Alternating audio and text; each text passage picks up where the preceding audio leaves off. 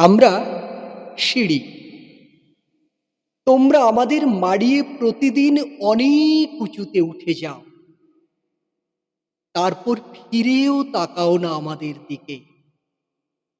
তোমাদের পদধূলি ধন্য আমাদের বুক। পদাঘাতে ক্ষত বিক্ষত হয়ে যায় প্রতিদিন। তোমরাও তা জানো। তাই কার্পেটে মুড়ে রাখতে চাও আমাদের ক্ষত, ঢেকে রাখতে চাও তোমাদের অত্যাচারের চিহ্নকে, আর চেপে রাখতে চাও পৃথিবীর কাছে তোমাদের গর্ভোদ্ধত অত্যাচারী পদধ্বনি।